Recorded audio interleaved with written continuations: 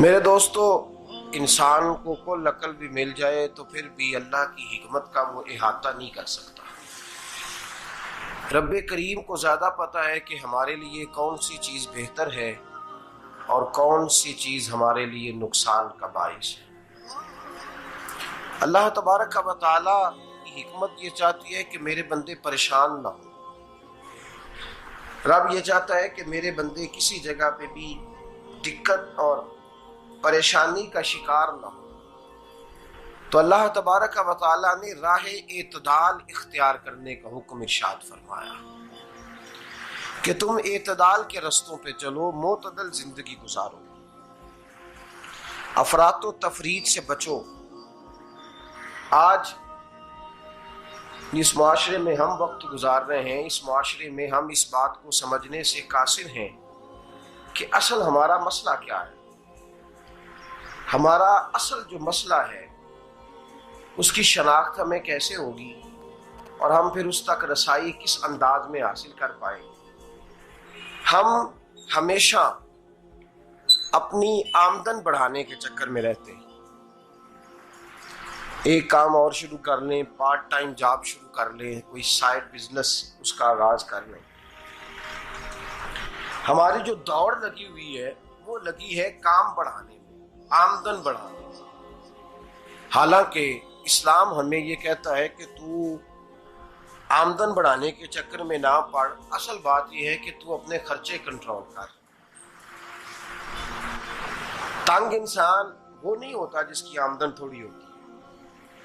یہ توجہ کیجیے گا میری بات، یہ قیمتی بات ہے اور گفتگو ساری کا لب لباب ہے۔ تنگ بندہ وہ نہیں ہوتا جس کی آمدن تھوڑی ہوتی ہے، اصل پریشان وہ ہوتا ہے جس کے خرچے زیادہ ہوتے ہیں۔ اور ہمارا جو روزمرہ کا نقصان ہو رہا ہے نا، وہ آمدن کے معاملات میں نہیں ہو رہا۔ بنیادی نقص جو واقعہ ہو رہا ہے وہ یہ ہے کہ ہمارے اخراجات زیادہ ہیں اور وہ اخراجات کسی اور نے نہیں بڑھائے، وہ خرچے ہم نے خود بڑھا لیے ہیں اور اب ہمیں اس کا نقصان بھگتنا پڑ رہا ہے۔ اور اگر آپ صحیح معنوں میں ٹٹولیں تو جو بہت امیر لوگ ہیں وہ تو ان خرچوں سے بچ گئے۔ میں نے بہت سارے ایسے ختمات میں شرکت کی ہے، میں بہت ساری ایسی جگہوں پہ گیا ہوں کہ جہاں لوگوں نے بڑا مختصر سا ختم دلایا ہے تو ہو گیا ہے ختم۔ ختم کے معاملے میں کب کسی نے پابندی لگائی ہے کہ اس میں 200 آدمی شریک ہوگا تو تب یہ سال ثواب صحیح ہو سکے گا؟ کون کہتا ہے؟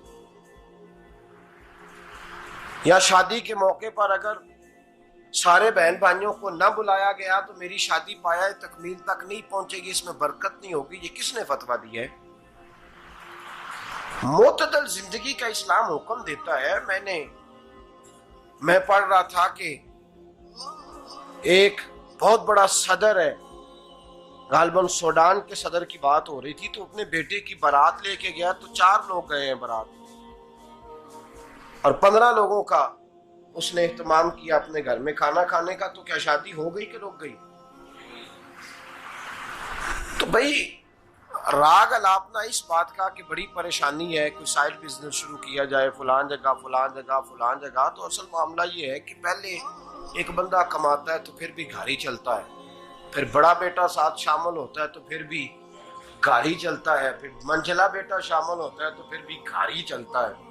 جو رونا دادا جی رویا کرتے تھے کہ بڑی مصیبت ہے، بڑی مشکل ہے، گاؤں میں رہ اکیلے ہوتے تھے اور وہ 5 بچوں کو اور 4 بچیوں کو وہ پالتے تھے، تو جو وہاں پریشانی تھی وہی آج پریشانی شہر میں آ کر پڑھ لکھ کر موٹی تنخواہ لے کر وہی پریشانی ہمیں ہے۔ تو میں جس نتیجے پہ پہنچا ہوں اس کو پڑھ کے، قرآن مجید کی چند آیات کو دیکھ کر اور اس مفہوم کی جو حدیثیں کتب احادیث میں پائی جاتی ہیں اور ہمارے بزرگوں نے ہمیں جو مزاج اس حوالے سے دیا ہے، میں اس نتیجے پہ پہنچا ہوں کہ مسئلہ آمدن کا نہیں، مسئلہ خرچے کا ہے۔ ہمارے خرچے بنیادی طور پر زیادہ، اور اگر پھر ہم زیادہ بوجھ خواتین پہ ڈالتے ہیں کہ وہ مطالبے زیادہ کرتی ہیں، اور اگر آپ مجھ سے پوچھیں تو خواتین کی بھی اگر کسی جگہ کوئی عادت خراب ہوتی ہے تو اس میں اصل کردار اس کا ہوتا ہے جو وہ عادت خراب تو کیوں اپنے گلے سے اتار کے آپ کسی کے گلے میں بات ڈالنے کے چکر میں ہیں؟ وہ خواتین کی طبیعت نہیں ایسی ہے. اصل بات یہ ہے کہ ہم نے عادت ڈالی ہے، ہم نے یہ مزاج ان کو دیا ہے تو ان کا بنا ہے، نہ کیسے بن سکتا. تو اعتدال جب تک زندگی میں نہیں ہوتا، پانی پیاس بجھاتا ہے لیکن ایک گلاس ہی ہو تو پیاس بجھاتا ہے، بالٹی کو منہ کو لگائے گا تو کپڑے بھگو دے گا اس کے. حالانکہ پانی بری چیز کا نام نعمت ہے نا بہت بڑی اللہ کی، لیکن پیالے میں ہی اچھا لگتا ہے. کوئی مٹکا منہ کو لگائے گا تو تانگ ہوگا، پیالہ ہی بہتر ہے اس کے لیے. تو میرے دوست، مٹکے سے بھی بعض اوقات کام چل جاتا ہے، لیکن اگر کوئی کہے نہیں مجھے دریا ہی چاہیے تو اس کا تو گھر بہ جائے گا، سارا گھر بہ جائے گا اس کا. ہمیں دریا قابو کرنے کا موڈ بنایا ہوا ہے تو اس سے گھر بہا کرتے ہیں، اس سے گھر بنا نہیں کرتے. گھر پیالے سے پانی پینے سے بنتا ہے. اگر تو دریا پہ قبضہ کرنے کا موڈ بنائے گا تو گھر بنے گا نہیں، گھر بہ جائے گا. آگ نہ ہو تو کھانا پک نہیں سکتا، لیکن ہلکی آنچ سے کھانا پکتا ہے. اور اگر آنچ تیز کر دی جائے تو جی قرینے قیاس بات کر رہا ہوں، میں عقل سے ماورا نہیں کر رہا. قرینے قیاس سمجھانے کے لیے مثالیں دے رہا ہوں. ہلکی آنچ پہ کھانا پک جاتا ہے اور آگ تیز ہو تو کھانا جل جاتا ہے.